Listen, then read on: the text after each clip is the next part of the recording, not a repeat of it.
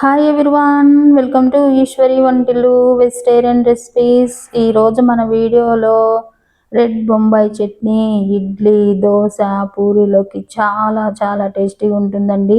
ఆంధ్ర స్టైల్లో చూపిస్తున్నాను. సరే ఎలా చేయాలో చూద్దాం. దానికోసం ముందుగా ఒక గిన్నెలోకి జల్లించిన శనగపిండి ఒక అరకప్పు వేసుకోవాలి. ఇందులోనే 3/4 కప్పు, మనం శనగపిండి తీసుకున్న కప్పుతోనే 3/4 కప్పు నీళ్ళు అనేది వేసుకోవాలన్నమాట.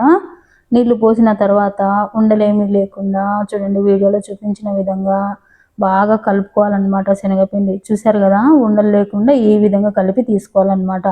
చూడండి, ఇప్పుడు ఇది కలిపిన తర్వాత పక్క నుంచి ఇప్పుడు పెన్నంలో 4 స్పూన్లు నూనె వేసుకోవాలి.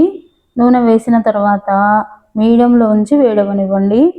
ఇప్పుడు నూనె వేడైన తర్వాత 2 స్పూన్లు ఆవాలు, జీలకర్ర, తర్వాత ఇందులోనే 1/4 కప్పు పొడవుగా తరిగిన ఉల్లిపాయ ముక్కలు వేసుకోవాలి.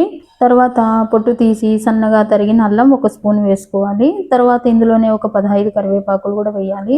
వేసిన తర్వాత అంతా ఒకసారి కలిసే విధంగా బాగా కలుపుకోవాలన్నమాట. ఉల్లిపాయలంతా కలిపిన తర్వాత మూత పెట్టి మీడియం ఫ్లేమ్లో ఒక 4 నిమిషాలు వేయించండి. చూసారా, 4 నిమిషాలకు మనకు ఉల్లిపాయలు ఈ విధంగా వేగుతాయి అన్నమాట. ఇప్పుడు ఉల్లిపాయలు వేగిన తర్వాత పొడవుగా తరిగిన టమాటో తరుగు 1.5 కప్పు వేసుకోవాలి. చూడండి, 1.5 కప్పు వేసుకున్న తర్వాత 1/2 స్పూన్ పసుపు కూడా వేయాలి. వేసి అంతా ఒకసారి బాగా కలపాలన్నమాట. కలిసే విధంగా కలిపి మూత పెట్టి ఒక 4 నిమిషాలు టమాటో మెత్తబడే వరకు వేయించాలి. చూసారా, మనకు టమాటో వేగిపోయింది, మెత్తబడాలన్నమాట. చూడండి, టమాటో ఈ విధంగా వేగిన తర్వాత 2 స్పూన్లు కారం, తర్వాత ఇందులోనే 2 స్పూన్లు ఉప్పు కూడా వేసుకోవాలి. తర్వాత 1 స్పూన్ ధనియాల పొడి కూడా వేసుకోవాలి. ధనియాల పొడి వేసిన తర్వాత అంతా కలిసే విధంగా ఒకసారి బాగా కలుపుకోవాలన్నమాట.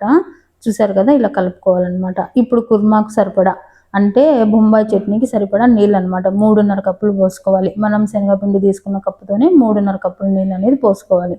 పోసిన తర్వాత అంతా ఒకసారి బాగా కలిసే విధంగా కలుపుకోవాలన్నమాట. అంతా కలవాలన్నమాట. బాగా కలిసిన తర్వాత మూత పెట్టి పెద్ద మంట పైనే నీళ్ళను మరగనివ్వండి. చూసారా, నీళ్ళు ఇలా మరిగిన తర్వాత లో టు మీడియంలో పెట్టండి మంట. లో టు మీడియంలో ఉంచిన తర్వాత మనం ముందుగా కలిపి పెట్టుకున్న శనగపిండి పేస్ట్ అనేది వేసుకొని వేసిన వెంటనే అస్సలు లేట్ చేయకుండా, ఉండలేమి కట్టకుండా బాగా కలుపుతూ ఇలా చిక్కబడే వరకు ఒక 4 నిమిషాలు అనేది లో టు మీడియంలోనే ఉడికించాలన్నమాట. చూడండి, చివరిగా 1/2 స్పూన్ గరం మసాలా పొడి, తర్వాత 1 స్పూన్ కసూరి మేతి, అంటే ఎండబెట్టిన మెంతాకు అనమాట, ఇలా నలిపి వేయండి. చూసారు కదా, ఇలా వేసి అంతా కలిపి ఇంకా సర్వ్ చేసుకోవడమే అనమాట. మనకు రెడ్ బొంబాయి చట్నీ తయారైందనమాట.